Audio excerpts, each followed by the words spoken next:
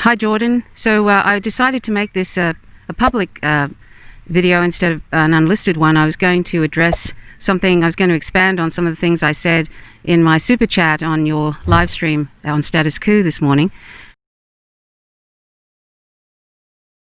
Faint signals from Vega. Jordan, watch the doc Cowspiracy and check out Seaspiracy on IG to find out horror stories regarding water use, the unnecessary violence, and to climate crisis.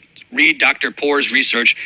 Vegan is the future. I'm copying and pasting this so I don't lose it, and I can check these things out. Thank you very much. I tried vegan once for like a couple days. It was definitely better for my digestive system, I'll tell you that. And after somebody mentioned about water shortages in relation to animal agriculture, and I thought that as well as talking a little bit about that, I might just expand on some of the things about animal agriculture. And of course the most important thing that I mentioned was the unnecessary violence, really, which is that if we have the opportunity in life to not harm others, why wouldn't we? And we have the opportunity not to harm literally hundreds of billions of non-human animals who are sentient beings. We have that opportunity by going vegan and not using animal products. That's meat, dairy, eggs, fish, etc. And also, you know, leather, wool, and all those different products which are products of violence. So we have that opportunity. And why wouldn't we do that when it's so simple now? It's much simpler than when I became vegan 15 years ago. So there's that, you know, because they're sentient. We don't need animal products at all to survive, and we can easily meet all our nutrition requirements from plants and other non-animal sources. So I've found being vegan, the only regret I have is that I didn't do it sooner. And I think that you might find, Jordan, that you will feel so much better, but in your conscience, but also your body. I know you have some health concerns, and I think that it'll make a tremendous difference becoming vegan. If you check out nutritionfacts.org, that's it's not a vegan site because veganism is an ethical position. Nutritionfacts.org is a science-backed site, and it explains all the amazing things about a plant-based diet, but also the horror story that is animal products. And it's science-backed, so it's not making anything up. Now, I'm not going to make this a long video because I know you have your time is precious. You've got Status Coup, which is a investigative independent journalist site, and I invite anybody watching this to check that out, to support Status Coup. I think Status Coup does amazing work. And Jordan Chariton and Jen Dyes, they're the co-founders of Status Coup. They do great work, and I've mentioned them before on my channel, Faint Signals from Vega, so check it out.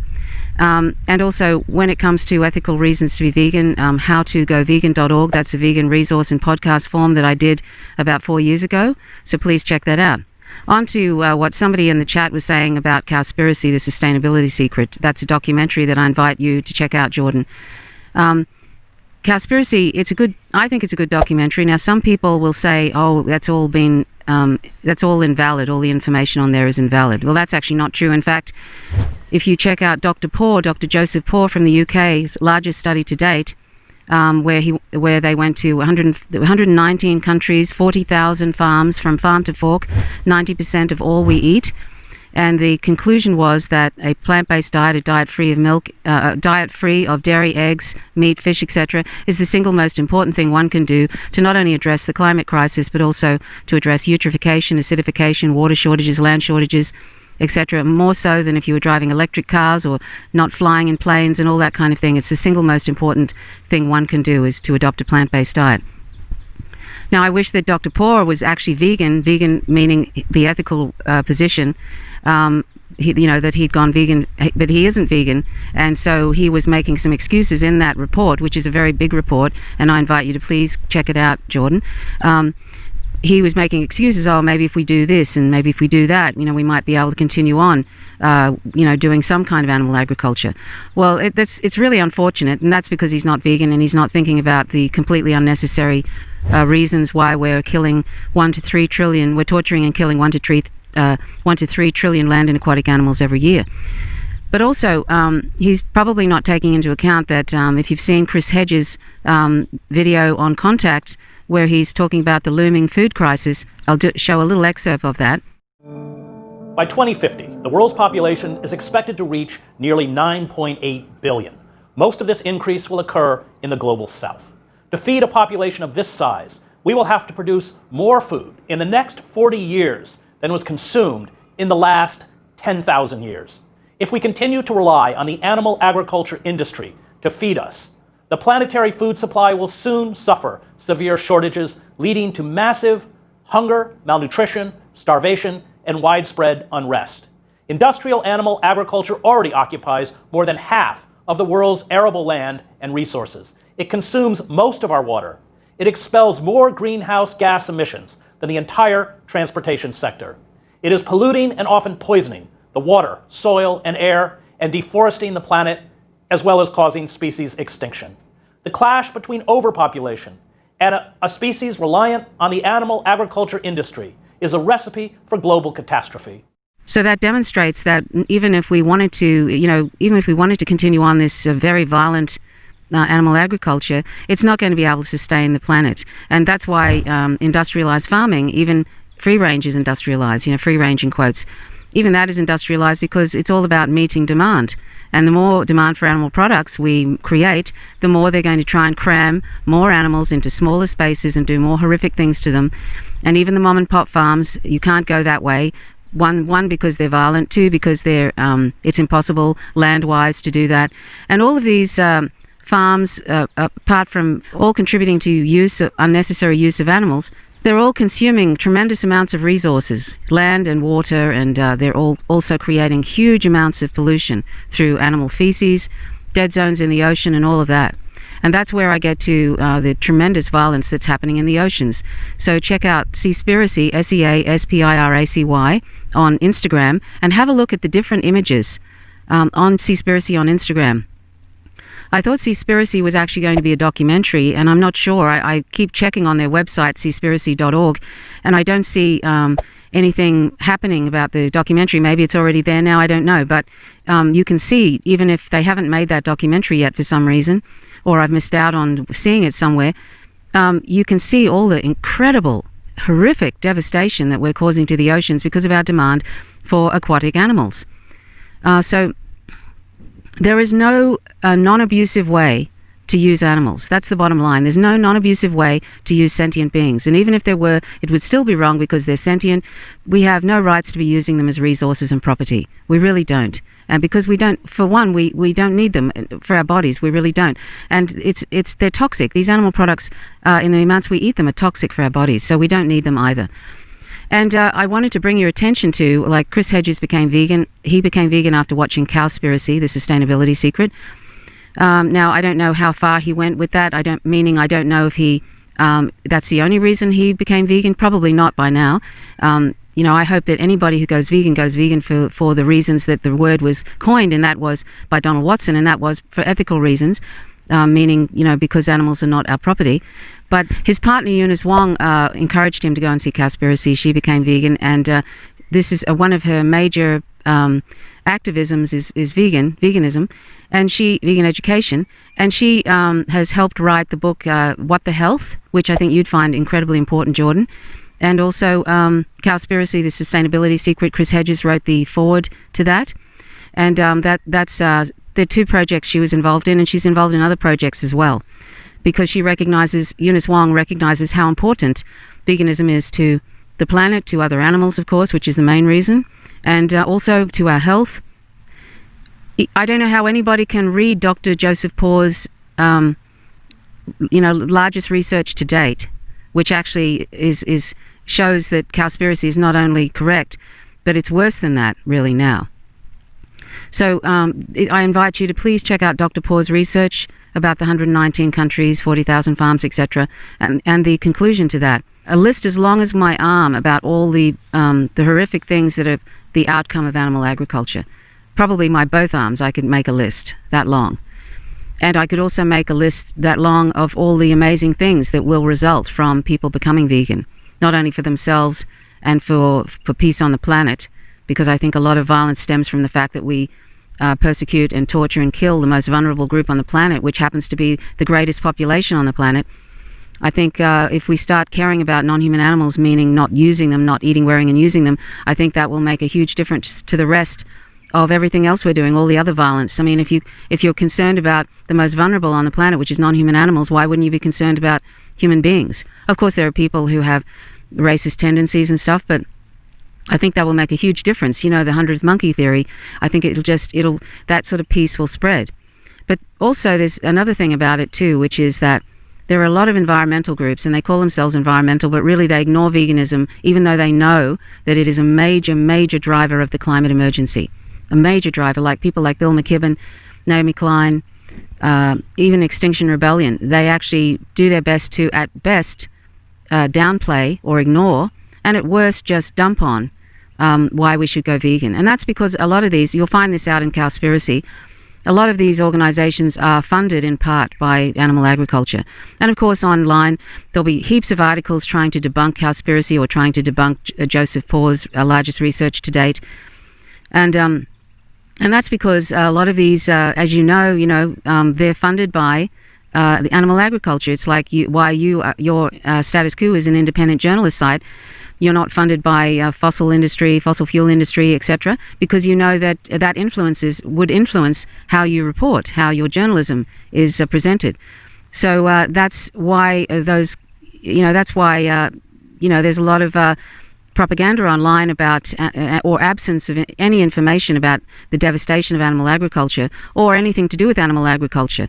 And people are fussing and obsessing about factory farming, in quotes, when there's so much industrialized farming and all these animal product scams like free range, etc., and enriched cages and all of that, but also ignoring the fact that, the demand for animal products is getting greater and greater because we're not vegan, and so they're going to cram more and more animals. It's impossible to avoid industrialized farming unless people go vegan, and then that ends the demand for animal products. It also ends this dreadful, terrible, tremendous violence against animals and the planet.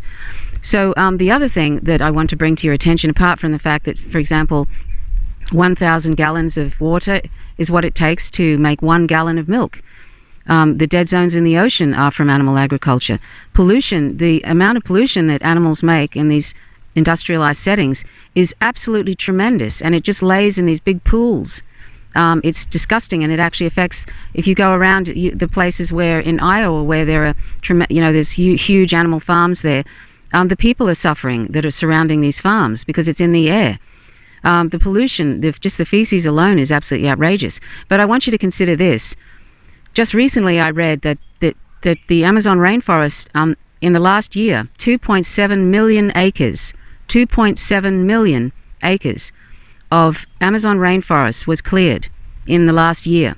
And most of that clearing was for animal agriculture. And that's been going on now for decades. But it's actually it's increased over double the amount now because of Bolsonaro, Jair Bolsonaro, and he doesn't care at all about the planet. He doesn't care about animals, firstly, and he doesn't care about the planet, and he doesn't care about the Amazon rainforest. Everything in end-stage capitalism is a resource to these people. End-stage capitalism has to end, basically. But that's not, capitalism isn't the problem in relation to our use of animals. We're the drivers of that. It's not corporations. We are the drivers of the Amazon rainforest being cleared at 5.2 acres every minute. 5.2 acres every minute of Amazon rainforest is being cleared to make way for animal agriculture and soy to feed animals in these animal feedlots all over the world. 90% of the soy grown in the Amazon rainforest is to feed animals in these feedlots all over the world.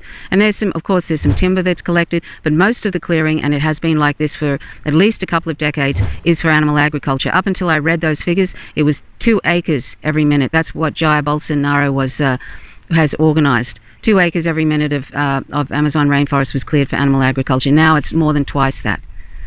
So that's just a little snippet, and it's horrific because they're the lungs of the planet.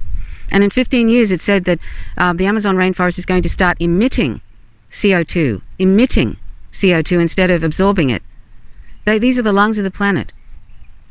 And it's also drying out the Amazon rainforest. So we can do something about this. We don't have to wait for corporations to help us with this. We don't have to wait for permission from governments or from our parents or from our friends or anybody. We don't have to swallow the propaganda online that downplaying the importance of going vegan, not only for animals but for the planet. We don't have to swallow that because it fits in with our cognitive dissonance. It doesn't make us feel uncomfortable if we can blow it off. We don't have to follow the downplaying by the environmental orgs like Bill McKibben and Extinction Rebellion, who try and downplay it and pretend it's not important or say it's some sort of personal choice. Yes, everything eventually is a personal choice, isn't it? But it ceases to be a personal choice when we're torturing and killing 1 to 3 trillion land and aquatic animals for trivial reasons of mostly palate pleasure. It ceases, and also that it's destroying the planet. It ceases to be a personal choice. Just like it ceases to be a personal choice if you're enslaving people and using them as property.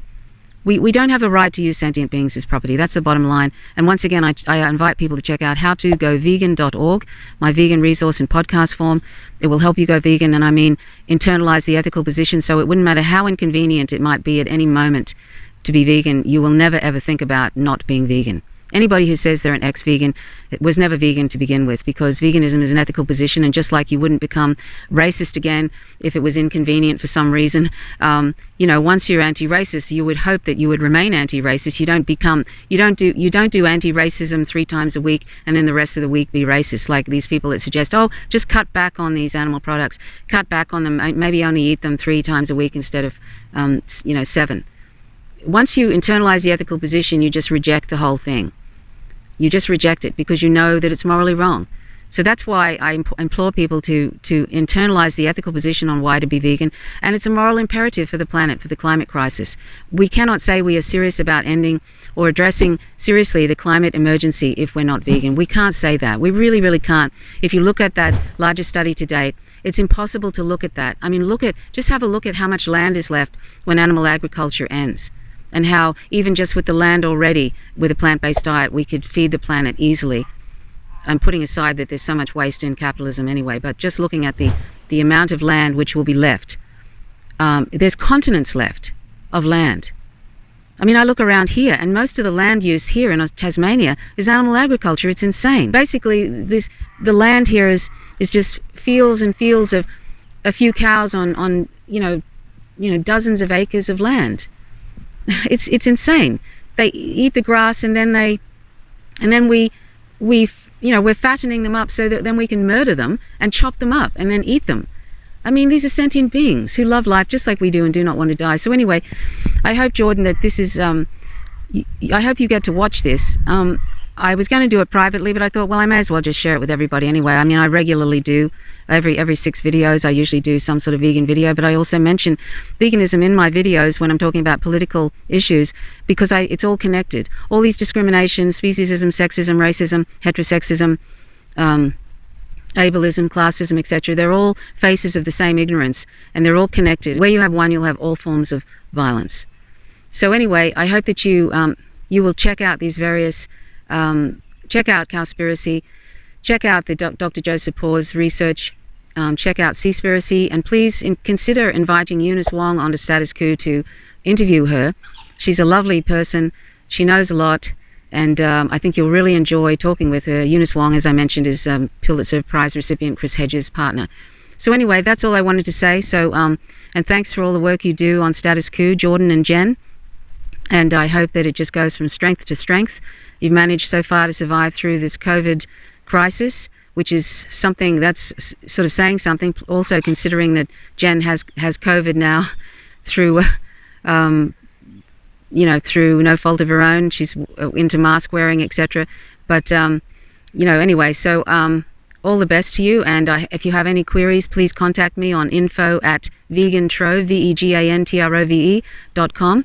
And I'll be happy to answer any questions, and do check out those resources.